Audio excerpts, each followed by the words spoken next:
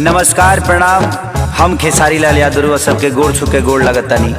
अपना देश में अजीब सिस्टम हो गई आज के डेट में, चाहे वो महाराष्ट्र होके, बिहार होके, यूपी होके, चाहे कोनो राज्य होके, मंदिर के गेट ना खोली लेकिन रैली टाइम से निकल जाता। बताई ब्यास लोग के प्रोग्राम के परमिशन नहीं खे, लेकिन ये लोग के हल्का कहा जाला बाबू नॉमिनेशन टाइम से हो जाता।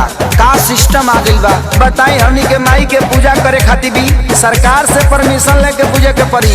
अब बताई के खिसियाई कि ना खिसियाई करे ब्यास देवी की तो पंडाल ने खस लागे दे तो खिसियाई ना होई है कन्फ्यूज माई देखी के इंदरा संग मतिया बमराइल जे बैठल प्रशासन।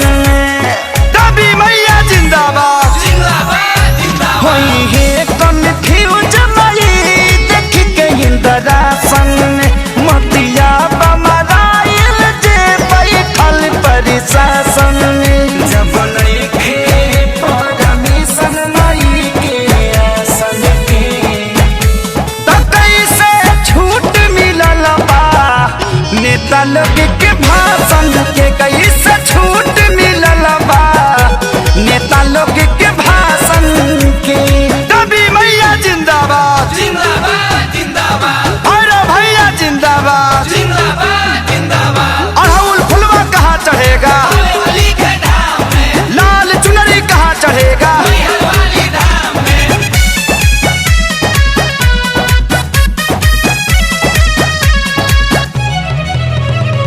रैली में भरल लोगवा से कोना कोना, पूजा में जुटबो तो हो जाई कोरोना।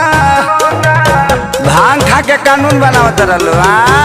रैली में भरल लोगवा से कोना कोना, पूजा में जे जुटबो तो हो जाई कोरोना।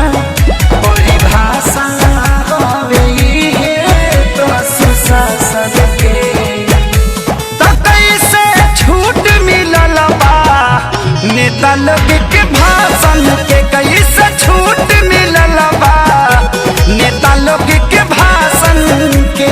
ताजा नारियल कहाँ चढ़ेगा, धूप अगरबत्ती कहाँ जरेगा।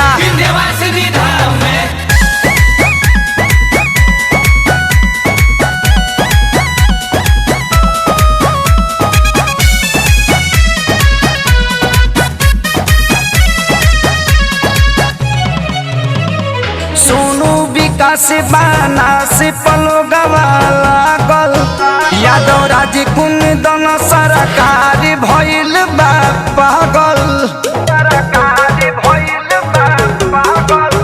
सोनू विकास बाना से पलो गवा लागल, यादव राज कुंदन सरकार भइल बा पागल। दुनिया बाके सारी